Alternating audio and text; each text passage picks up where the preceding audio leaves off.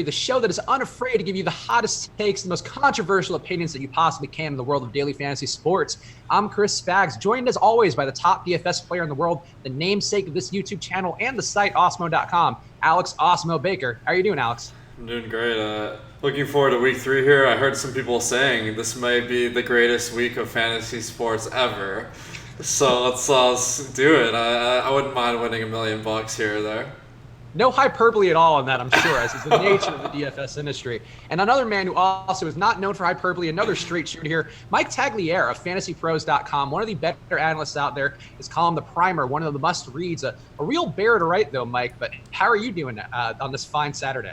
Doing good, man. I'm happy to be here. Happy to talk some football. It's like one of those slates I was talking before with Alex, just saying that I feel like I have a good grip on the slate. And, sometimes you get locked into your own takes. And sometimes it's good to talk to guys as smart as yourselves that I can kind of like sift through those things and try and figure out I might have missed something. So I definitely look forward to the show today, man. Yeah, we're happy to have you on board. And I guess real fast, I want to talk about the Primer because obviously that is your big thing. One of the more popular free columns out there, especially now that our boy Evan Silva's gone premium and gone gold, gone Hollywood in a variety of ways. But now you're out there doing this column, which a real haul to write. You were talking a little bit before we got on the air. Tell the people out there so they know the sacrifice you put in for your labor. What are you doing to put the Primer together every week? So the Primer is basically I'm writing a paragraph on every player from every game where it's just, I feel like when people look at rankings, they feel really hollow. When they look at a start-sit thing, they feel hollow because there's other guys that they're thinking about, and rightfully so. So I kind of go through and touch on every player, whether it be wide receiver, cornerback matchups, what the defense is allowing, whether they play a lot of man, zone coverage, whatever the case may be. Just a place where if I don't answer it there, I probably can't answer it at all. So I start that piece, we record a podcast Sunday night, start it then, and like legitimately every game takes about 3 hours. So that one article that I do takes about it's roughly about 48 to 50 hours a week. So it's done Thursday morning, it goes up, and I'm happy it's still free as well, because I know there's a lot of people that may not be able to afford a membership or anything like that. So happy to be able to do it. Yeah, it's a great service out there. And one other thing that you do, which I guess we should talk about it, because you both are guys who put together rankings of, and I think different formats you guys are doing them. Alex, let's talk about your rankings real fast, because they are one of the features we have out there at osmo.com/join. People can now get for just $3.95 a week with the express packages. Alex, your rankings, how do you put them together? Obviously I know, but tell the people what you put into your rankings. So my rankings are more like projections, not a best to worst. So I give letter grades on how good a player is as far as overall projection and as far as value per dollar for each daily fantasy site. And I'm really excited this year because it's part of our new package, the Express package, which is only $3.95 a week. That really gives people an opportunity to have some really quality advice at a price point that's low enough that if you're just a casual grinder, playing a few lineups every week, you can get some great feedback on your picks and make sure that you're making some good ones. And how about you, Mike? So obviously that Alex is kind of using this a straight DFS approach, looking at value, looking at points. What do you put into your rankings that you feel like make them different from all the other sites out there trying to do a similar thing? Well, my rankings, when you go through every player from every game like I do, like diving into the number 3, number 4 wide receivers on some teams, it's like guys like Cody Latimer, Benny Fowler, and like you start, like I basically rank players as I would play them. And that's not a projection standpoint. Like there's a lot of guys out there like Mike Clay, Sean Corner. These guys are smarter than I when it comes to projections. They've mastered that. And they do a very good job with it. And it tells you what's the most likely scenario. Whereas like when I'm going through the players, I want to tell people who I would actually play. Whereas if it was my lineup, this is who I would actually start. And sometimes the projections won't align like that because I'm going to take some more risk on players that might have a higher ceiling, but a lesser, median projection. So mine is put together in order of how I would actually play them myself. A lot of tender love and care put into your content, Mike, which I appreciate. As a content veteran, sometimes you got to churn through stuff. And when you put in that much level of attention to things, I do think it shows throughout. And they certainly show with the Primer and your rankings. So check it out. I just dropped a link into the chat of Mike's rankings at Fantasy Pros. And of course, they are one of the better ones out there in addition to Alex's, to check them out for another viewpoint. Before we get to the meat of everything, of course, we will cover all the main games here and give our takes. We do need to send a quick shout out to our sponsor at Fantasydraft, who of course is the only rig-free daily fantasy site out there. And they're bringing the heat once again, the $750,000 guaranteed rig-free contest, the Hooters main event, a cause, of course, that we strive for each year. The charity I'm donating to in the Osmo charity league that we're doing with all our celebrity friends is Hooters, in fact. But this is the largest and only rake-free contest of its kind you will find for week 3. And remember, only on Fantasy Draft are 100% of entry fees paid to contest winners. That is unique to them. So go over there right now, use the promo code AWESEMO, AWESEMO, and get your free 7-day trial, your first $1,000 in rake free entries. Alex, we've talked about it every week. What could you have bought over the last week with the rake you've paid to the other guys? Well, I mean, if you add up 15% rake saved on every contest on Fantasy Draft, I think I played like maybe $5,000 last week. Of course, entering their Hooters kickoff. I think maybe it's renamed the main event this week. I'm still excited. We still got this Hooters wings to look forward to. So I like to put everything in terms of the wings. If you add 15% rake to $5,000, that's like $750 that I saved playing a Fantasy Draft. And I believe at a going rate of about $10 per 12 wings, what would that get me? Like 1,000 wings almost.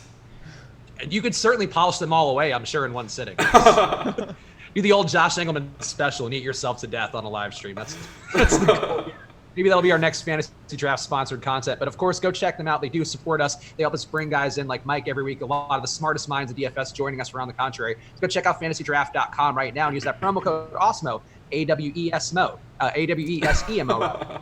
I should know how to spell it at this point, to get your first $1,000 in entries rake free. All right, guys, let's talk about the games here. And there is one game from an ownership perspective, not a team total perspective, but the ownership for two players who are going to be very important. Detroit at Philly. Nelson Agholor and Zach Ertz project to be two of the top owned guys at their position. Obviously, a big target vacuum here with no Deshaun Jackson out there. We're expecting not to see Alshon Jeffrey this week as well. So, Alex, let me turn it to you first. Zach Ertz and Nelson Agholor, I guess, out of those two guys, who's going to be more appealing to you, given the fact that Nelson Agholor looks to be the current top-owned player on the slate industry-wide at value pricing everywhere? Man, that is insane to me that Agholor would be the top player of the week in ownership because I had this guy in my like season-long projections, and then I looked everywhere. It's like people, man, they were not drafting him at all, and I had him. You know, it's like a late rounder, but the cards fell in the right way for him, I guess, this week because Deshaun Jackson had a great game one. He was ruled out after the first few plays of game two. Alshon Jeffrey is questionable.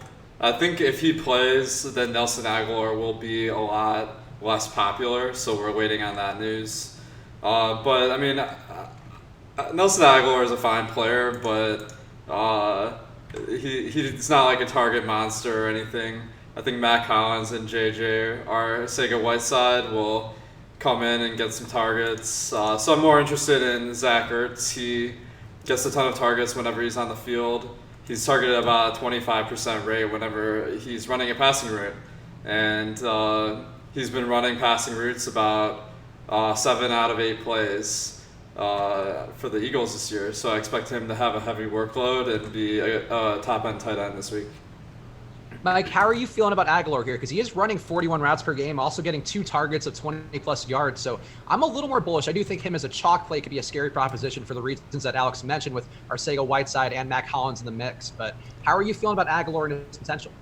It is somewhat worrisome because I know what people are going to do. They're going to go back and they're going to look at the game in week 1. They're going to see Larry Fitzgerald with 25 PPR points. They're going to look at week 2 and see Keenan Allen with 17.8 points. But those were unique situations to the Lions. And I say that because in Cliff Kingsbury's offense, he's going 4 wide. So there's 2 slot wide receivers. So Christian Kirk is a guy that Justin Coleman was covering most of the day. Kirk in that game had 12 targets. He caught 4 of them for 32 yards. Last week, Keenan Allen was shadowed by Darius Slay. So Justin Coleman didn't actually cover him. Justin Coleman, if he's the guy in the slot covering Nelson Agholor, which is where Agholor plays, with the majority of the snaps, that's going to be a problem for him.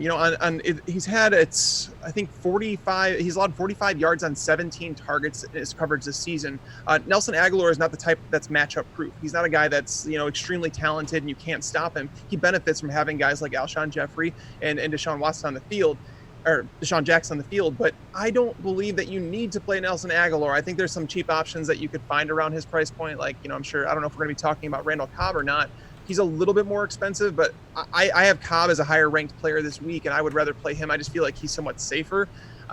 Going back to Zach Ertz is a guy, when Alshon Jeffrey's out of the lineup, he averages 12.3 targets per game with the Eagles. So love Ertz in that volume. At the tight end position, you're not so worried about a matchup. You're just looking for those targets, and Ertz is going to get them. And he's performed among the top tight ends, whereas Aguilar can't say the same thing about as a wide receiver. So I would be of the mind, like if you're, I don't fault people for playing with 3,600 on DraftKings, Aguilar, but I don't think that he's like a can't miss player like some people think. So, Mike, then would you think that there's a pivot to the Arcega Whitesides or the Mac Hollins, or would you only be comfortable with Ertz? Because, I mean, Wentz is throwing over 40 times a game, which is a lot of volume out there. So there are some targets left behind. Would you be willing to go to those wide receivers, or is it pretty much Ertz or bust? I'm willing to fade the other guys just because I don't know where it's going to go. Arcega Whiteside can score a touchdown, sure. I would actually place like a 40% chance that he's the one that would score a touchdown of the wide receivers in this team, but it's not something I want to bet on or something that I think would win you a tournament. It's looking for the guys that could potentially win you those tournaments to see enough targets. And Aguilar is the floor play there. He at least has a floor, and if for whatever reason, I don't know. I'm avoiding that team if I could help it. And I know that Wentz has thrown the ball more, but that has to do with the fact that the wide receivers he has on his team, the game plan that they came into Atlanta scoring points. Detroit is a very slow team. They're going to want to slow down that game. And I think this is a game back in Philadelphia where they want to establish that run game. They have to get it going. Miles Sanders has started off the year horribly. Darren Sproles might be involved more in the passing game with the limited options that they do have. They have to get the run game going, and being they're a big favorite at home, this is probably a week to do it against Detroit, who's had a little bit of trouble at the start of the year to stop the run. Alex, do you have any interest in the running backs here? Because as Mike mentioned, I mean, this certainly does seem like a spot. Detroit, one of the slower paced teams, has really tried to squeeze the air out of the ball for the most part, though they are airing it out passing wise a bit more this year, clock control wise. It's kind of their game. How are you feeling about the running backs for Philly? And could this be a week where maybe one of them breaks out, Alex? I think that since they have three guys in the rotation, Howard, Sanders, and Sproles, that it makes it a lot less appealing than backfields that only have two guys. And while I expect the Eagles to run a lot more in this game than they have been, as you mentioned, they've been passing it a ton. I expect that to regress a little bit. But it's going to be really hard to nail it down between Sanders, Howard, and Sproles, who has the big game. So I don't see it as a great DFS situation.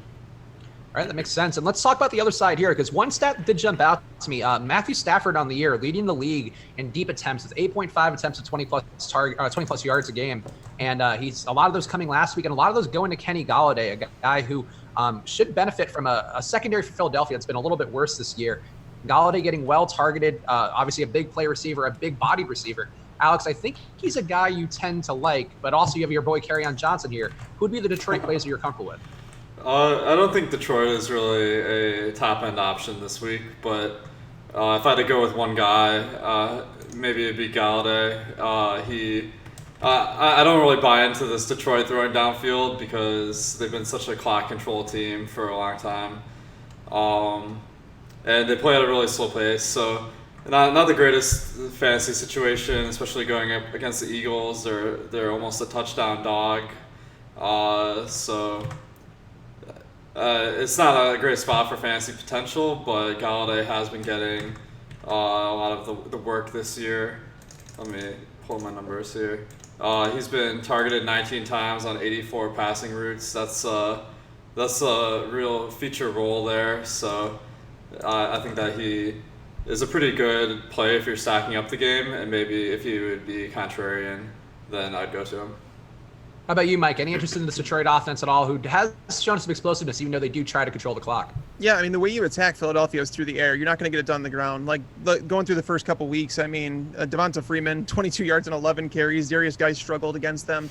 You're going to move the ball through the air, and the cornerbacks have been pretty rough. Galladay and Marvin Jones are both players that have the potential to score 2 touchdowns. Like, they come into every single week like that. Galladay is going to be the higher-owned one after, even going back to last week, like Julio Jones and Calvin Ridley, they both could have been phenomenal plays in a fantasy lineup against this defense. The question is there going to be enough Philadelphia scoring for them to justify throwing the ball 40 times a game? Like, you're probably going to need to in order to get the volume for each one of those guys. So Galladay would be like the pick for me. And the reason I say that they both could do that is because TJ Hawkinson against the Philadelphia defense, ever since Doug Peterson got there, they've played 50 games under Peterson in the regular season. They've only allowed 10 tight end touchdowns. Like, they've been like legit one of the top teams in the NFL against tight ends every single year, and it hasn't really changed. So Galladay would be the pick, but he's not like one of my favorite plays in the slate. All right, let's keep it moving because, of course, this is the greatest week in fantasy sports history, so we got to cover a lot of stuff here. And this game in particular, maybe will be the cause or the downfall of that narrative. Baltimore at Kansas City here. You got Pat Mahomes and Lamar Jackson in a battle where, in the playoffs, we did kind of see it maybe not break the way that people expected, with the offense is a little bit less of the focal point there, with the defenses clamping up. But that is the playoffs. These are two teams who have passed the ball exceedingly well. Both Lamar Jackson and Patrick Mahomes have been good in pretty much every situation quarterback can be in. And Lamar showed his rushing upside last week. So, Alex, I'll go to you first here. Mahomes and Jackson, these guys are both under 10% projected ownership right now for us at Rossmo.com. How are you feeling about these guys, and which of the two would you prefer? Honestly, I think the hype around this game, having two quarterbacks that have been doing so amazing so far this year, in Lamar Jackson, Patrick Mahomes, may be higher than the situation really warrants. I mean, these are two top-end teams, and I don't see a huge advantage one way or the other. I guess Kansas City is the 5-point favorite, but they also will have trouble with running more. I think they'll run a lot less plays than Baltimore on average, because Baltimore runs the ball a ton. They have longer drives. Kansas City has one of the fewest plays per drive in the league. So that makes me a little less excited for Kansas City, because I don't think they're going to have as many plays as you would want for a fantasy team that is top end and costing you top dollar. On the other hand, Baltimore, they're just not projected to do that well this week. 23-point team total, and it's a little bit hard to nail down the guys beyond Mark Andrews as a skill position player. So I think that all these guys that won a ton of money picking Lamar Jackson in week 1 and 2, I'll let them continue doing it. I'll probably look elsewhere. Mike, how are you feeling about this Baltimore offense here? Because Lamar Jackson has been throwing it well. Alex mentioned Mark Andrews has been really stellar. Also getting some more deep targets as a tight end, which is a great thing to see as well. And just does look like the safety blanket, as well as a guy who has upside. And also Marquise Brown, a guy who certainly broke the slate in week 1, ended up getting more routes, was more involved in shorter routes in week 2. How are you feeling about these guys? And do you think they're a little more optimistic than Alex is giving them credit for? Yeah, I was really optimistic in this game in terms of what Lamar Jackson can do, because it's this defense that they have in Kansas City is going through a transition. They were a 3-4 defense. They're moving to a 4-3, so there's a lot of personnel changes. They have a brand new safety duo between Juan Thornhill and Tyrann Mathieu. And so I was like, Marquise Brown could get behind this defense. I looked at both the starting cornerbacks for the Chiefs run 4.45 or higher. There's one that runs a 4.62. So if they move Marquise Brown around and they want to get their matchups, he can get behind the defense. That's not an issue. They're expecting rain in this game now, which is never ideal for a deep passing game. But Lamar Jackson, one of the reasons I'm slowly backing away is because I started remembering a stat that I had last year in a lot of my articles.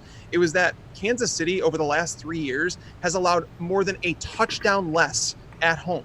People say that when you go into Arrowhead, it's one of the toughest places to play, and it shows up over the last 3 years of over a full touchdown. I mean, it's ridiculous in each of the last 3 years. So when you look at Patrick Mahomes and you see that he's thrown, I think last year, I want to say 60% of his passing touchdowns came on the road. You kind of well, why did that happen? And it's not because he sucks at home. It's just because they don't have to throw a whole lot because their defense has played a lot better at home. Does that change, with Baltimore coming in? The reason that you could, see Patrick Mahomes putting up points, not only because he does it against everybody, but against his Baltimore defense, who is now down 2 starting cornerbacks. Jimmy Smith is going to be out for this game. They missed Tavon Young in the preseason. He was placed on IR. So their cornerback unit isn't as solid as it used to be. There's just a whole lot of ifs, ands, or buts with this game. And the ownership should be even if it's not on Lamar Jackson or Patrick Mahomes, it's probably going to be on the pass catchers who would ultimately be the ones that would suffer. Marquise Brown was someone that I really liked considering the matchup, just because like I mentioned, Travarius Ward is the one starting corner. He runs a 4.49 and Rashad Breeland runs a 4.62. Marquise Brown, he probably would have broken 4.3 had he run at the combine and not had that Lisfranc injury. So I like this game. It's fade at your own risk, because we continually try and find reasons to fade Patrick Mahomes and in Lamar Jackson, with the 2 easy matchups he had in the first 2 weeks. I would argue the Chiefs they're not much tougher of a matchup than he's had the first 2 weeks. So the rain does factor into it, and the fact that they're in Arrowhead does factor into it. So I'm definitely going to have some ownership. I just don't think you need to attack it as you normally would.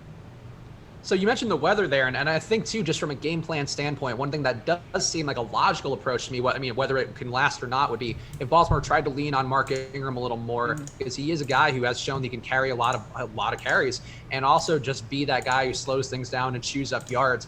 Alex, do you have any interest in Ingram here as kind of a pivot to passing offense that should have some ownership? I have some interest. I think he's better on non-PPR sites like FanDuel and Yahoo. Because the problem is when you have a mobile quarterback like Lamar Jackson, that creates a lot less opportunities for the running backs in the passing game. And we see that with Buffalo, with Baltimore, and when we get to the Giants, I think that's going to be a factor as well. But that really mitigates my interest in Ingram. I mean, he could go out and score a couple touchdowns if you're lucky and winning your slate, but Baltimore isn't projected to do that well versus Kansas City this week, so I don't really see much reason to go. Yeah, and he doesn't get much work in the passing game. Like Justice Hill is actually running just as many pass routes as Mark Ingram is right now, so it's capping his upside there. Like he's not getting targeted a whole lot, and again, if he does lose those goal line carries too, like Lamar Jackson. By the way, Lamar Jackson did run for last year. He played the Chiefs. He ran for I think 71 yards in that game. Ooh, that's be a nice little floor if we got that again. Yep. Speaking of the running too, LaShawn McCoy, it looks like he'll be the lead back here with no Damian Williams out there due to his injuries. McCoy did practice in full yesterday. Mike, how are you feeling about LaShawn McCoy here? This has not been a generous Baltimore run defense on the year, allowing under 2 yards per rush. Not a perfect stat, but is certainly an indicator of how they've been throttling the run game. Any McCoy interests at all? I'm okay fading McCoy. I know some people attack him just because it's like he's the lead dog in an Andy Reid offense, but this Baltimore defense is legitimate. They've shown it over the first couple weeks. They've shown it in the entire time under Harbaugh. They've been a run-stuffing defense. So I don't think this is a week to attack. And McCoy, that ankle, like legitimately, like you could paint yourself a scenario where it's like he walks out there and it's like, yes, he practiced, but let's say that he twists that ankle again. He's pulled out of the game immediately. They're going to go to Darrell Williams. They're going to go to Darwin Thompson, and you're going to be left crying. So I'm okay missing on McCoy if he goes off. I don't think his ownership will be too high. I'm okay with it. Alex, do you agree with that on McCoy? Maybe not going in too much? Well, I'm a very tough guy, so I'm okay with running him out there, and if he has a bad game, maybe one tier, that'll be my cap. But I think the price is right. I mean, Kansas City running backs are, they don't get the most work, but McCoy does stand to gain a lot with Damian Williams out for the week. He'll be the clear number one, unless he does get a little, his ankle gets tweaked or whatever. I mean, that's a possibility, but the price is really affordable on every site. Especially Yahoo, where he's 14, Fantasydraft at 9,100, and FanDuel 5,500. I mean, these are bargain bin prices for a feature back, and it's on one of the best teams in the league, so I gotta like it. Yeah, 16 touches per game left on the table with no Damian Williams out there, so somebody could benefit potentially. But as Mike mentioned, it is a very tough matchup against Baltimore, so this could be a spot where the volume is there, though, and volume has been king so far in the NFL DFS season. Let's keep it going here. We got a game with Arizona at Carolina, two of the fastest-paced teams in the league. So things can obviously change with Carolina here. No Cam Newton out there. His various injuries have caught up with him, his foot in particular. It's going to be Kyle Allen out there, a Week 17 hero of last year, who I hold near and dear to my heart. But still not a great point total for Carolina. Also not a really great one for Arizona. Mike, how are you feeling about this game here? Because we're going to have a very highly owned Christian McCaffrey, not much else. And you would think with the pace, this could be a high-scoring spot. Yeah, a lot of people love the pace of this game, so it's one that I think a lot of people are attacking. It's inside of a dome, so you don't have to worry about too much. Does the change to Kyle Allen worry me? Yeah, a little bit, but I mean, if anything, it's going to help someone like Christian McCaffrey because you don't have to worry about Kyle Allen rushing in a touchdown like you would usually had to do with Cam Newton. The question is, do they do the same thing that Tampa Bay did last week, where it's like Tampa Bay basically sold out and said, we're going to run man coverage and good luck beating us, Cam Newton. We're going to blitz you. And we're like, they lit up Christian McCaffrey. He had nowhere to go. That game wasn't like a Leonard Fournette bad game for Christian McCaffrey. It was just, he had absolutely nowhere to go. He's a guy that will make it work. Arizona's strength is their front seven. But now they might be down to like 2 healthy starting cornerbacks because it seems like one of their corners might be out.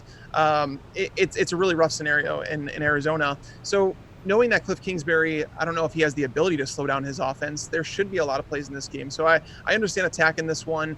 The biggest weakness for Carolina is over the middle of the field, where Larry Fitzgerald and Christian Kirk, the target magnets of this offense, that's where they operate.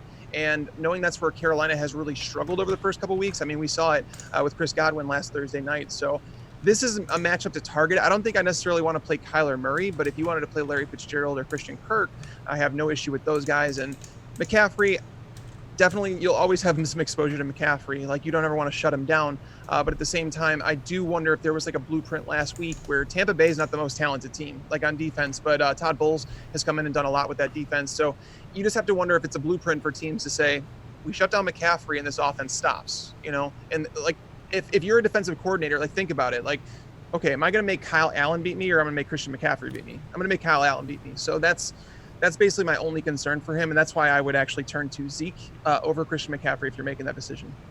Alex, do you agree there? I love Christian McCaffrey, but I do agree that's a take where Kyle Allen, I think, he was a very highly touted prospect coming into college football, certainly not as much coming into the NFL. But I think, it could be a spot here where you see everything clamped down because Kyle Allen is not a deep threat guy, not a proven commodity. How are you feeling about McCaffrey's prospects here as a chalk running back, Alex?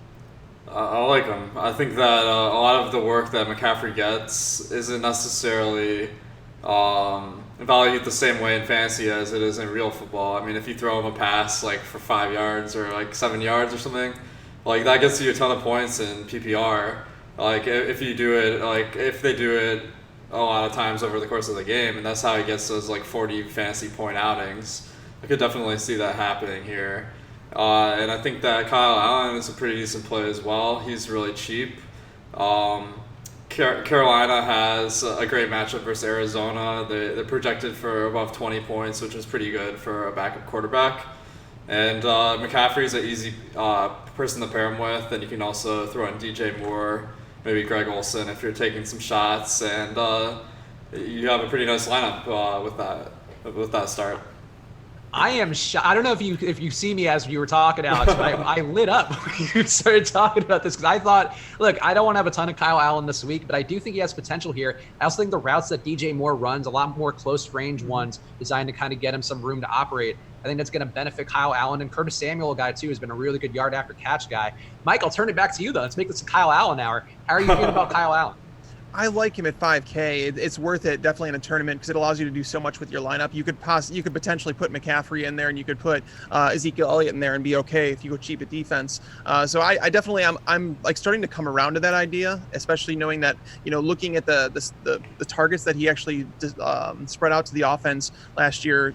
DJ Moore had 8 targets. Ian Thomas, the backup to Greg Olsen, he had 7 targets in that game in Week 17. Curtis Samuel caught a long touchdown. So there's definitely reasons to like Kyle Allen, especially knowing this Arizona defense. If they don't get to the quarterback, and Carolina's offensive line is solid, I would say they're in the top half of the league.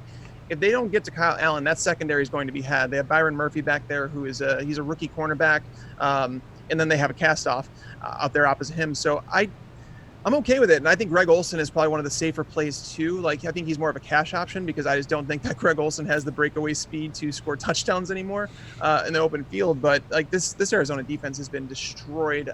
They've allowed the number 1 and the number 2 tight end performances through the first 2 weeks. And Kyle Allen, knowing that he targeted Ian Thomas 7 times in that Week 17 game where he started, that's pretty massive. So Greg Olsen, cash, don't know so much in tournaments, but I don't know if this is a downgrade for the pass catchers for the Panthers. I mean, if everybody watched Thursday Night Football, both DJ Moore and Curtis Samuel should have had much bigger games, and Newton he couldn't hit the broadside of a barn, and they still finished with respectable games. Yeah, that's sort of my take on it as well, is that Cam Newton, I think, has been, a replacement level quarterback so far this year, which is hard to say, but without the running game too, I think they're for him quite as much. It does seem like there's some drawbacks, and Mike mentioned Greg Olsen, so Alex, I'll turn it back to you real fast, because I know people have talked about him a bit as a pay down option today, who seems like he might pick up some popularity. How do you feel about Greg Olsen here going to another quarterback who he doesn't have the same rapport with as he does with Cam Newton? I think he's a decent option. I'll only take him in the game stacks because what you're really hoping for is Kyle Allen dishes out 4 or 5 touchdowns and maybe Greg Olsen gets 1. And for that price, he's going to be a pretty nice play. So I think that he's a good play because this game has the potential to really be a shootout, with the pace of play and the defense of Arizona being kind of weak. So I think that I really like taking some shots on this game as a whole. Yeah, I think it makes sense. And again, these 2 teams really have been playing at a high pace, but the Vegas total not quite there as much as you might think. So we'll see how it shakes out overall. Let's keep it moving here. We got a Giants game. Oh, boy. We're going to talk about Jameis Winston here. It's a Giants game at Tampa Bay. And I'm getting like these Vietnam flashbacks to Jameis Winston week 1. But he's in a spot here against a Giants team who's getting smashed by everybody, giving up a ton of yards via the air, has made everybody look like a great quarterback. Jameis Winston has not looked like a great quarterback this year, though he did show a little more signs of life in that Thursday game against Carolina, still not looking the best. I'll turn it to you first, Mike. How do you feel about Jameis Winston? Because he's not going to be terribly highly owned, but perhaps people are afraid of him getting burned, but the price is low. And theoretically, this is the spot where Bruce Arians' offense could shine, but who knows, because it's Jameis. I love him this week. It's so easy to stack him too. Like, you have guys like Mike Evans, you have guys like OJ Howard who are priced well below what they actually should be. And there's a lot of people that are looking to attack the Dallas game, and rightfully so. I'm calling the Giants the Dolphins light. Basically, that's what you want to attack this. Through 2 weeks, they've allowed 10.6 yards per attempt, 71% completion rate. And if you go back to week 1 where Jameis struggled against San Francisco, a lot of people view that as a good matchup. But as we've seen, after they rebuilt that front seven this offseason, they've looked pretty good. They actually held the Bengals offense in check for most of that game. I know there was some garbage time yards that Andy Dalton put up. And then you go to last week, and it was a division game where they've seen Jameis Winston an awful lot. Winston struggled to begin the game, and then things straightened out a little bit. Against the Giants, they don't have a pass rush. And when Jameis Winston makes most of his mistakes is when you put him under pressure. If they don't get pressure, he's in real trouble. And they don't have anybody. Like, they're starting Janoris Jenkins and DeAndre Baker out there at cornerback, and Baker's been lit up. So it's like if they shadow Mike Evans with someone like Janoris Jenkins, I'm okay with that still, because Janoris Jenkins, he allowed 6 catches for 120 yards and a touchdown to Mike Evans last year. But Godwin has come into his own, and he's a player. It's like when you start looking at this, and it's like Rum for Johnny on Twitter, he talks about it like putting the syrup on top of the pancakes. We have all these pancakes in the passing game for Tampa Bay, but we want the syrup that's distributing everything over the top of them, and that's Jameis Winston. So knowing that there's a recency bias with him, knowing that people don't want to play Jameis Winston because he's pissed them off so much, it's an opportunity, like, legitimately where he's going to be under-owned. And if he were playing the Dolphins, more people would play him. The Giants are almost as bad as the Dolphins on defense. Like, that defense is going to allow a lot of points. So yes, I am playing Jameis Winston an awful lot this week. Yeah, I mean, we saw it last week with Josh Allen, a guy who I had a ton of and I'm a big fan of. And he really had, I think he had 19 or 20 fantasy points in the first quarter and a half, and then just didn't have to do much the rest of the game because the Giants everybody was open, and Cole Beasley was evading tackles. It was just a dire situation. So certainly a spot where Tampa Bay, who has, I would say, better receivers than Buffalo has, can get going. But Alex, close the loop here. How are you feeling about Jameis? I'm feeling great about him now that you guys gave out your ringing endorsements. I mean, I really like this game as a whole because in Tampa they have some great weapons on the pass attack with Howard, who hasn't really produced it this season, so he's kind of a flyer for GPPs. But Evans and Godwin, both great talents. And the Giants are kind of known for being a terrible defense this year, so that sets up really nice for Jameis. And I think this game could stay competitive. I think that Daniel Jones is not a step down from Eli Manning by any means, so he should. I think this game will have a lot of hype, so I think it will be pretty owned. But I think that the fantasy value is here. And one note I'll make is that this game is absurdly cheap on Yahoo in particular, so I'm going to be eating the W in their baller if Jameis has a good game. How about the receivers here? Because Chris Godwin is now more expensive than Mike Evans on, I think, all the sites. And that's certainly been a shift here. In terms of targets, it's been more targets for Godwin, which was the kind of rumored innuendo heading into the season. But Evans still getting a good amount of air yards, still getting targeted deep down the field. Hasn't paid off yet, but it does seem like things should turn around. Alex, I'll ask you first here. Who do you prefer out of Godwin and Evans, or do you just want to run them both out there with Jameis? Yeah, I think I'd probably run one of the two with Jameis. Probably some lines with both, but they're pretty expensive because they're talented receivers. Evans has been the one that hasn't produced as much this year, so I think taking some shots on him makes a lot of sense in GPP. And Godwin is an excellent player, so I think that if you like this game, you gotta like both of these guys. Mike, would you have a lean between Godwin and Mike Evans? I'm going to go Mike Evans just because the ownership's going to be lower on him. Even his price is a little bit lower too, which is always good. And I've been looking forward ahead of the schedule for Mike Evans. And you go past this week and it's the Rams. He's going to see Marcus Peters. He's going to see Aqib Talib. He goes to New Orleans after that. It's going to be against Marshawn Lattimore. Then after that, it's against Carolina again, where James Bradbury has shut him down. So if they really want to get Mike Evans going, this is the week to do it. So yeah, I'm going to go with Mike Evans here, who's going to be lesser owned than Chris Godwin just because of recency bias. And they both can definitely go off. But I think one important thing I wanted to mention before we move on from this game is that on the flip side, like Sterling Shepard and Saquon Barkley make for interesting stacks with these guys. So Saquon's going to be involved in the passing game. Like Cody Latimer is out for this game. Benny Fowler looks like he's not going to play. So like the wide receivers are like Sterling Shepard and TJ Jones, and that's it. So Evan Ingram's going to get peppered with targets. I think Sterling Shepard's an interesting option because if we do have an upgrade from Eli Manning to Daniel Jones, which it certainly appeared that way in the preseason, Daniel Jones looked fantastic. And I don't want to take too much away from a preseason performance, but he looked really, really good.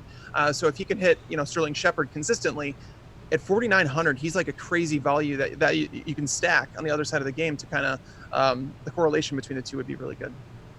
Alex, you mentioned maybe some potential concerns for Saquon Barkley with how Daniel Jones is more mobile quarterback. He ran a lot in college, which I think people maybe don't realize. He had a little bit of Josh Allen in him, not a deep throw passer, but a guy who does run a lot whenever there's kind of an opportunity to do so. Saquon also going against the Tampa Bay defense here, who's been pretty good. I mean, we saw what they did to Christian McCaffrey on the year, allowing just 3.7 yards per rush. So how are you feeling? Actually, no, sorry, 2.7. 2.7 yards per rush for them. So how are you feeling about Saquon and how about Daniel Jones? And I guess maybe stacking up some Giants. So I think my take on Saquon's a little bit nuanced, where it's like, I mean, he's like the top fantasy player in the league, like with Eli Manning, and he'll be like very good, but not quite as good with Daniel Jones, because Daniel Jones just runs more. That'll be a factor, especially in the red zone with Daniel Jones maybe getting more runs for touchdowns, and that's definitely a knock against Saquon. And then in the passing game, the running back is always one of the bailout options, but Daniel Jones can bail himself out with his legs, and I think that will equal less targets for Saquon Barkley. So I think, still, Saquon Barkley is probably one of the great fantasy players in the league, but I'm just not. I'll dock him maybe like a couple points on average with this quarterback change. Interesting. That makes sense. And I guess, too, also Daniel Jones, a guy who has a very limited sample size, been a kind of a short target thrower. So that should benefit Shepard and Ingram. Do you have any interest in those guys with it looking like Shepard's not going to be owned, but Ingram is going to be a bit owned? Then he is a pivot to the higher owned Zach Ertz and George Kittles of the world. Yeah, I think Ingram is a great play, especially if you're stacking up the game. He's been incredible. Like if you look at his game log, I think that he gets targeted at a high rate. The fact that Golden Tate is still suspended is a big factor because Golden Tate is a high volume receiver as well. Sterling Shepard doesn't get targeted at above average rate, so I think that Saquon Barkley is really the only guy who's really threatening Ingram's workload, but he's been out on the field for most of the snaps, and that's pretty nice for a tight end. And I think there's no reason to not really go to him. All right, let's keep it moving here. And of course, guys, hit that like button as we go because we're only as accurate as the amount of likes we get. So if there are less likes, the show just gets worse. And that's on you, not on us. So go hit that like button, please, because it helps us keep the lights on here. And also make sure to go follow Mike Tagliere, NFL, on Twitter because I didn't give that plug earlier and I'm seeing it on the sheet and I want to make sure we get that plug in. You can also go follow me and Osmo. You can see all of our handles on the screen, but go follow Mike because Mike's here and he's kind enough to take some time out on a Saturday to do the show. Let's keep it going here. We got a game with Houston and the Chargers, which there's going to be some chalky ownership for Austin Eckler and Keenan Allen, but really haven't seen this game talked about as much. Our ownership projections have been there for those guys all week. Two of the more reliable plays, Keenan Allen also showing some more deep value, getting targeted deeper down the field much more than he was last year. Austin Eckler kind of in a class of his own in terms of the mid-priced running backs and guys who I was a little down on early in the year, and he really has shoved it in my face after week, and now I'm just riding him as much as I can. Mike, how are you feeling about Austin Eckler and Keenan Allen this spot against Houston? Eckler is a little weird chalk for me just because like I know why people want to play him. I really do get it. Houston they've looked like a lot lesser defense without Jadeveon Clowney, but this game I believe has sneaky shootout potential. Where Eckler obviously that plays well into him, but what most people don't realize is if they don't watch like all the games is that Austin Eckler fumbled on the goal line. It's something he did in the preseason as well, and Justin Jackson has been running really good. Like he actually I know his yards per carry is 9 yards per carry on this season, and that doesn't even include a run that got called back a touchdown run that got called back last year due to a holding penalty. He's looked fantastic. So it's possible that Austin Eckler starts losing a couple goal line carries to Justin Jackson, and especially if he keeps fumbling and they lose games. I know that's not the only reason they lost that game, but it doesn't help. Keenan Allen's been missing some practice. They're saying with a knee injury. I believe he's going to be fine. He's someone that the matchup is just so good for him this week. A lot of people are upset about last week because he had, 16 targets against Darius Slay, 8 catches, whatever. He had a decent game. It was a solid game. But this week he's going up against Bradley Roby, a cornerback that was let go by the Broncos. Basically, when they let go of Aqib Talib, they expected him to step up as the number 1 cornerback there. He did horrendously, could not handle the attention that he was required to take care of. So he goes to Texans. They're asking him to play the slot now after they've cut Aaron Colvin. Aaron Colvin was their slot cornerback. They signed to a big contract, released him after week 1. Now Bradley Roby's in the slot. It's a totally different position. Keenan Allen should eat him alive as long as he's healthy. Seeing him on the injury report was never a good thing. But this game, I believe it has sneaky shootout potential. You said it. A lot of people haven't been talking about this game because it's the Chargers and the Chargers defense. And Deshaun Watson looked bad last week. Well, did we see Jacksonville's defense on Thursday night? They looked mighty good. And Deshaun Watson's been under a lot of pressure. The reason that I think this has sneaky shootout potential, the Chargers have 1 starter left in their secondary. 1. That's it. It's Casey Hayward. And that 1 cornerback is going to be tasked with covering DeAndre Hopkins, who's essentially unguardable in one-on-one coverage. So this is a weird spot where I don't know why people are fading this game so much. I believe this one is sneaky for GPPs just because of if Deshaun Watson gets it together, he destroys that secondary like he should. If Houston continues playing the same brand of defense they played for the first 2 weeks where teams can just score on them at will, that secondary is getting eaten up too. So I think this game is one to attack. I know the total is not as high as some people would like it to be, but I like it. Yeah, also opponents running the ball better, it seems like, without Jadeveon Clowney out there for Houston, giving up a really big yards per rush number, which not perfect as we saw with Leonard Fournette on Thursday, where he had negative numbers and then 169-yard rush, which of course very nice, but that does skew the stats a bit. But yeah, I think there's a lot of reasons that Mike mentioned here why this could be a game that blows up. Alex, how are you feeling about it here? Because we do have 2 talented offenses, 2 defenses that maybe aren't as good as they were last year. Is this a spot you're wanting to target? So I'm always a little bit concerned with the Chargers because they run at the 32nd fastest pace in the NFL. So they really don't run a ton of plays, and that's the knock against both teams. But Eckler has been amazing. He just contributes so much value in the receiving game. And with Gordon out, he's the lead rusher too. I think Mikey brought up some really good points about why Justin Jackson may get more of the load with the rushing. But Eckler is a superb receiver, and he's been averaging more than 50 yards per game over the first 2. That's incredible for fantasy value. So I think he's a really good play. Keenan Allen also is underpriced with Hunter Henry being out. Hunter Henry is a high-volume target, but he's replaced by Virgil Green and Sean Culkin, both tight ends that don't really offer much in the receiving game. So I think that Keenan Allen should get more targets with him out, and he's not priced up like he should be. On the other hand, though, the opposite is true for DeAndre Hopkins because now Kiki Kuti is in. The Texans have been running a lot more 3-wide sets, and I expect that to diminish Hopkins' targets over the course of a game. And that's kind of a knock against him, and you're paying top dollar, so I'm not quite as high on him this week. All right, that seems fair. Let's keep it moving here because there's actually one game which I did not, well, technically 2, because he's getting through such blowouts where I didn't feel like they didn't pop up as ones that I should have on here. But we do need to hit on Miami at Dallas because there are going to be some popular plays here, some really well-projected plays by Osmos projections as well. And obviously a team here that's going to have some extra targets to go around because there is not going to be Michael Gallup out there who's out for a few weeks for a knee issue he had, which got scoped and should be good to go. I think it's at 2 to 4 weeks. But we're going to have some opportunity here. Devin Smith, the guy getting some tout love. Dallas overall in a fantastic spot going against Miami. So, Alex, I'll turn it to you first. Who are the players you were liking the most here? Because there's certainly a lot of them. So I think that the Dallas players as one-offs are all excellent because Miami is going to offer a ton of points and someone's going to score the touchdown. So Cooper and Elliott are great plays. The game stack I'm less keen on with Dak because for that to pay off, you really want a competitive game. And the Miami players aren't very good to pair up with them, with Devontae Parker and Drake being kind of the options and pretty unappealing. Devin Smith is someone where I think that the hype is going to be too high because he did have such an excellent performance in week 2, but his road to production isn't that easy with Cooper and Cobb being the number 1 and 2 wide receivers. So I'm not super high on him given that popularity, but I'll definitely take some stabs at one-offs in this game. Yeah, I mean, there's certainly a defense here has been egregious all around. And Mike, you mentioned Randall Cobb earlier. Obviously, he's the target here. Is going to see some targets, and also could have some opportunity to break a big play. Just given the fact that Miami's been terrible at tackling, terrible at every part you'd expect a defense to learn how to do, probably in the grade school levels. But how are you feeling about this offense here? Who'd be your favorite plays? Yeah, Randall Cobb is a great one. So Amari Cooper, there's not a bigger Amari Cooper fan than me. I believe he's one of the most talented wide receivers in the league, but he's also matched up with Xavier Howard this week. The only guy that's left on that Dolphins defense that's actually talented.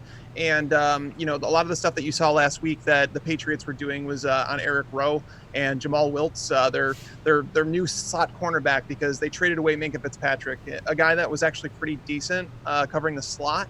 He hadn't been great this year, but Jamal Wiltz has been targeted 7 times in coverage. He's allowed 6 catches for 126 yards and 2 touchdowns. Randall Cobb has seen 5 and 6 targets in the games that Michael Gallup played. So it's like, you go to this game and it's like Devin Smith. Yeah, I didn't realize his ownership was projected to be like 8-9%. That is too high. I like Devin Smith as like a guy in season-long leagues you could toss in a lineup as like he's available in most leagues, but Randall Cobb is the guy that I would play. I actually think that Cobb is safe in cash this week. I think it's 4,600 on DraftKings. So, Randall Cobb, I love the matchup for him. And knowing Amari Cooper is dealing with Xavier Howard, it could boost his ceiling even more. Any thoughts at all? I have to ask Josh Rosen on the other side, who's very cheap, not a guy who's done anything in the NFL thus far. But I do think he could open something up for somebody in Miami to score because they have been taking deep shots. Both both Rosen when he's seen time as well as Ryan Fitzpatrick have taken deep shots. Devontae Parker in particular, a terrible catch rate on the year. But theoretically, he has been getting targeted. He has been getting downfield. Preston Williams is in the Millionaire Maker lineup last week, so he's got that going for him. Alex, any thoughts at all on this Miami offense? And would anybody here be even remotely playable? When it comes to Josh Rosen, I'll quote tags here. This is what he said about Luke Falk. I think it also applies to Rosen. Stop it. You're not playing him. If you're thinking about it, get some help. Yes. Tough but fair. But I do think Parker is worth some stabs. He's a guy I think will take a step up in fantasy this year because last year he was getting about 2/3 of the snaps. Now he's he's playing most of the snaps, so I think that will be a nice boost. And he's got some talent. Drake, I guess he could. If you assume that Miami is going to stay in the game, then both of these guys should produce something. Yeah, Parker running 38 routes per game, getting over 3 targets of 20-plus yards per game. There could be some potential for him here. And I think, too, what jumps out to me, the reason why I'm kind of intrigued by the idea of playing a Miami guy, people are really locking in the Dallas defense, who's so overpriced, because they saw what the Patriots did last week. Obviously, that was a slate-breaking performance by them. Patriots defense is really good, whereas Dallas's defense, to me, has looked worse. Mike, how would you feel about playing the Dallas defense here, knowing that you're paying a position player amount for them? Yeah, I mean, just go down to the Patriots. The Patriots are a better play and they're cheaper. They've been priced up, and we're going to see this every single week with Miami. But knowing Dallas's pass rush hasn't been legitimate, I know they've missed a few players due to suspension. I'm going back to the wide receivers there. Preston Williams is someone that's had a connection with Josh Rosen playing with the backups, and he's worked his way into the starting lineup. And it was somebody that we wanted to target in preseason DFS quite a bit.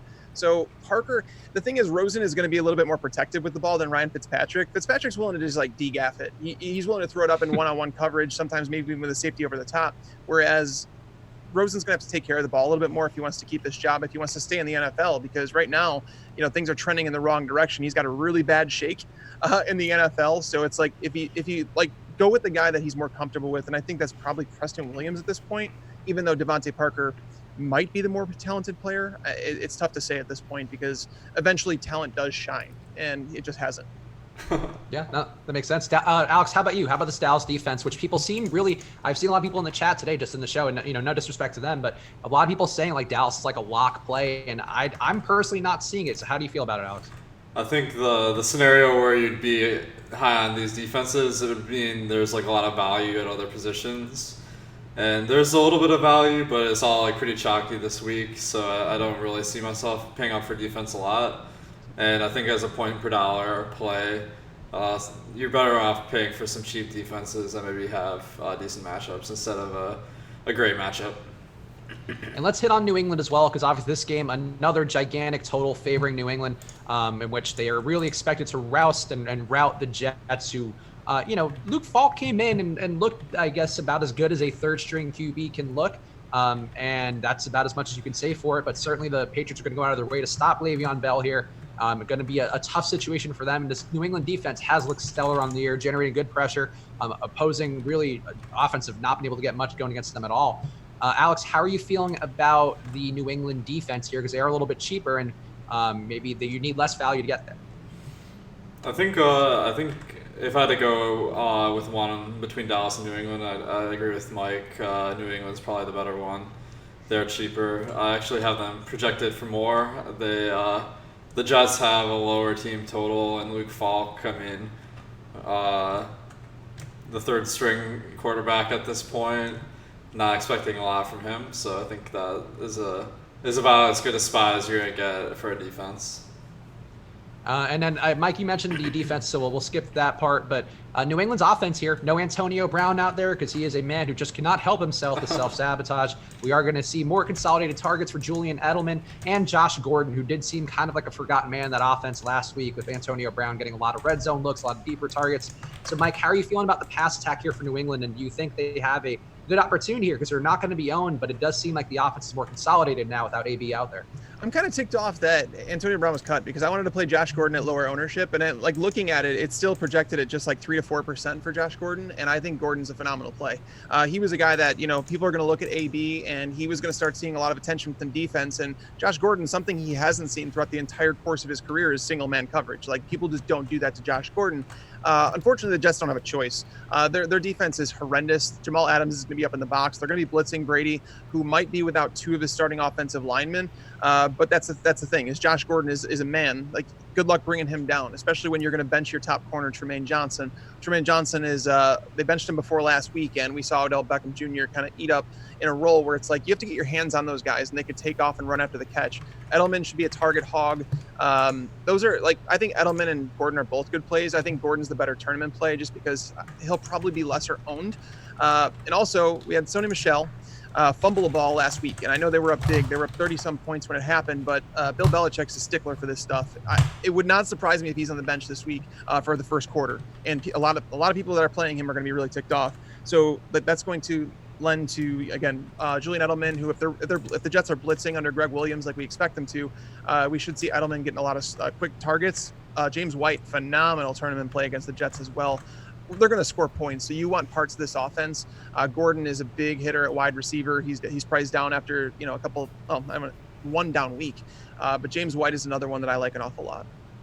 All right, Alex, how about you? How about this New England passing offense here, or just the overall offense? And the Sonny Michel point is a pretty sound one. I think that not a ton of ownership expected for him, but you would think that he gets more opportunity in a game in which they should be ahead and be able to squeeze the air out of the ball. But Alex, who would be your favorite New England plays? I think they're just spreading the ball around a little bit too much. I mean, if the game is a blowout like Vegas expects, I think Michel will cap out around like 20 carries, which is valuable but not excellent. Burkhead could be a kind of cheap value play that maybe at the end of the game gets some work. James Devlin, my fullback play of the week, if you have a league or somehow you have fullbacks. Oh, Devlin's out, actually. It came out that he's actually going to miss this game, which obviously helps Sony Michel. Oh, that kills the fullback play of the week. It does. It's actually interesting because one of the guys on my radar is Damian Harris. If he is active for this game, then that really hurts the value of the other running backs. So with Devlin out, maybe that's the extra roster spot going to him. So Be on the lookout for that. We won't probably know until an hour and a half before the game. But I think taking some shots on guys is decent because they're going to put up points here, but the values on an individual player basis aren't that appealing to me.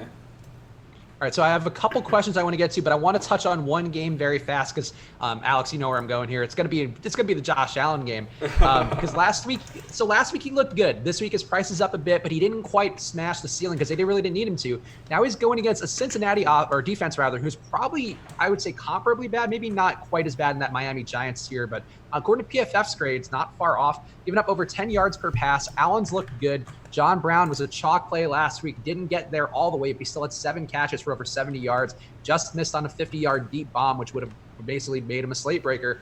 So, Alex, how are you feeling about the Buffalo offense here against a Cincinnati team who's playing with pace and passing a lot?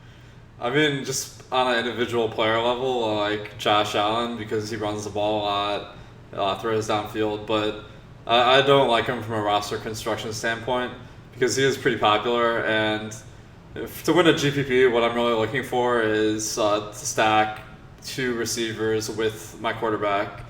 And with the Bills this week, after you pick John Brown, and John Brown is like decent, but then Cole Beasley is your next guy, and after that it goes downhill pretty fast. So I think you're at a disadvantage picking Josh Allen and other quarterbacks because you just don't have as much correlation per salary. And how about Frank Gore? Because he is cheap, and now there's no Devin Singletary out there. The expectation is that TJ Yeldon's going to take those touches away. But Gore is cheap, and he's getting some ownership. So is he somebody you would consider, the ageless Frank Gore? I do like the fact that the Bills are favored in this game a decent amount. So maybe they'll get more rushing attempts than average. But Gore and Singletary being out, I expect that role to go to Yeldon and Gore to have about the same role. So I'm not really expecting Gore to get a bump. So I don't mind streaming him in a league where I don't have a running back or something. But in DFS, I'll probably avoid him. Yeah, that seems fair. Mike, how about you? Any interest at all in this Buffalo offense before we close out the show? No, I mean, not really. Frank Gore is more of a cash game play than he is a tournament. I just don't think there's upside there. He's not doing anything in the passing game. I don't expect that to increase with Singletary out. As you mentioned, Yeldon's probably the best pass catcher in the backfield, to be honest, even if Singletary is active. But I just don't think the upside's there. And John Brown, I just don't know how much they're going to have to throw the ball in this game against Cincinnati. The matchup is fine because William Jackson's more of like a physical cornerback, and he can get behind the defense. So John Brown is a fine play, but I think there's better plays in the slate. Okay, that seems fair. I want to ask one quick question here because we do have a bunch of the cheap quarterbacks. We talk about some of them are the most playable, but I'll call this the cheap QB carousel. We have Kyle Allen, Mason Rudolph, who we'd not touch on, but is getting some tout love on the week. Josh Rosen, Luke Falk, Daniel Jones, Teddy Bridgewater. Alex, I'll turn it to you first. Out of all these cheap QBs, who would be the 1 or 2 you find to be playable? I like Daniel Jones the most because I think that he runs the ball a lot, which adds to his value in DFS. And you can stack him up with some great players in Evan Ingram, Barkley, and to a lesser extent Shepard. And the game versus Tampa Bay should be competitive. So I think there's some good factors working for Jones. How about you, Mike? Who would be your favorite of the cheap QBs, given those guys, Kyle Allen, Mason Rudolph, Josh Rosen, Luke Falk, Daniel Jones, and Teddy Bridgewater? I'm going to go with Kyle Allen in this one. Not only is he the cheapest one, but he has the best weapons to throw to. I would say of these guys, Daniel Jones, if Golden Tate was active and they even had Cody Latimer out there, I know it's not saying much, but it would help knowing that they're so limited on there's no talent basically for him to throw to. And Tampa Bay has looked better under Todd Bowles. So I'm going to go and say Kyle Allen in a game. We know Arizona's defense is trash in the secondary. We know they're not good, and they might be down to 2 actual healthy cornerbacks. So I'm gonna say Kyle Allen. Yeah, I would also go Kyle Allen, though Mason Rudolph I think would be more interesting if he weren't going against San Francisco, who's been really good covering the pass so far, it seems. But Rudolph is a guy I think could be interesting, and he and the James Washington stack, 2 college teammates who could end up paying off, but we'll see. Let's real fast, real quick. Thank you, the Fantasy Draft. Of course, they are the ones who help us keep the show going. So really want to give them the shout out before we do our contrarian picks at each position. Fantasy Draft, of course, the only rate-free daily fantasy site out there. They're bringing the heat again with $750,000 guaranteed prize pool here, which is going to be completely rate-free, and that is the Hooters main event. So go support Hooters and Fantasy Draft and this channel by going to fantasydraft.com right now and using the promo code AWESEMO, AWESEMO, for your free 7-day trial and your first $1,000 in rake-free entries. All right, Alex, let's turn to you first. Contrarian QB pick for week 3. Who would it be? It's actually a guy we haven't talked about to this point. Aaron Rodgers versus Denver. I mean, it's a great spot for the Packers, so the question is the game going to be competitive enough for him to throw the ball a lot? But if it is, then I think that he could put up a big fantasy performance, and having Devontae Adams be a clear number 1 target makes him easy to stack up. Mike, who would be your contrarian QB pick? Kirk Cousins at home against Oakland. I know some people are worried about Oakland, not just falling behind in this game, but when we look at it, Dalvin Cook has been breaking a couple long runs. It's not guaranteed to happen every single week. In Oakland, by the way, over the first couple weeks, they've actually had their run defense has been solid with Vontae's perfect. Their secondary has been what's looked atrocious, and Stephon Diggs can beat anybody in man coverage. Adam Thielen in the slot against LaMarcus Joyner. I think Kirk Cousins is one of the guys. It's like he's so dirt cheap too, and he's easy to stack. It's a very top-heavy team. The question is who do you find on the other side of the ball, and that's the problem. But I do like Kirk Cousins a bit. Both the Allen boys seem a bit too owned, so I will go a little more contrarian than that. Russell Wilson projects for 2% in ownership right now, going against a New Orleans team who's not shown much in the pass defense so far this year. Russell Wilson, peak efficiency still, but and not throwing for a ton of volume, but has looked good. DK Metcalf establishing himself as a nice option. Disley kind of looking solid as well, and Tyler Lockett more involved. So I think this could be a spot where Russell Wilson does some damage at home. I also run back to you, Mike. Who would be your contrarian running back for week 3? Devonta Freeman. There's so many people that are off him just because it's been so bad. But going into Indianapolis, they're missing Darius Leonard. They're starting inside linebacker. That's a real problem for them. They have tons of problems when it comes to how they're going to defend. It seems like Pierre Desir, their top cornerback, is also going to be out for this game. So worrying about Julio Jones, worrying about Calvin Ridley, worrying about Austin Hooper, knowing that Devonta Freeman has got off to a rough start, playing for a high scoring offense at 4,900, his price is just fantastic. Alex, how about you? Who would be your contrarian running back? I have a pretty tepid interest in these contrarian running backs, to be honest, but the guy I'll go with is Philip Lindsay. Last year they had a rotation with 3 guys, Royce Freeman, Devontae Booker, and Lindsay. This year Booker is out of the rotation, so it's just 2 of them. Pretty even split, but the prices are really cheap in Lindsay. He gets a little bit more work than Freeman. So I think that I'll take some stabs, especially because I like the game stack. And yeah, I'll go. So Dalvin Cook, my pick last week, came through, but now he's too owned again. People remembered that he's getting a ton of touches. So I'll go to James White. Why not? He's not very owned, a good PPR back, and we could see some more touches, especially if Sony Michel does get penalized. As Mike speculated, that could be the case. And James White just very involved in every way. So I think that works. Alex, close us out. Contrarian wide receiver pick for you. I'll go with Tyler Boyd. He has been productive, but John Ross has really been the guy that's making the fantasy headlines. Boyd, I think, is the longer track record, and as long as AJ Green is out, he should be getting really solid fantasy performances. The matchup versus Buffalo isn't great, but I expect them to have to throw the ball a lot, so he at only 3.5% ownership, I think makes a nice play. Mike, how about you? Who'd be your contrarian wide receiver pick? Well, it's funny because it's going to go against what you just said, Alex. It's Marquez Valdez-Scantling. So not many people realize that Chris Harris Jr. is like the top cornerback for Denver, and he wasn't a shadow cornerback throughout his career. They had him shadow Allen Robinson last week, and Robinson walked away with 4 catches for 41 yards or something like that. He's going to be shadowing Devontae Adams, and it's not to say that Adams can't beat him. He can.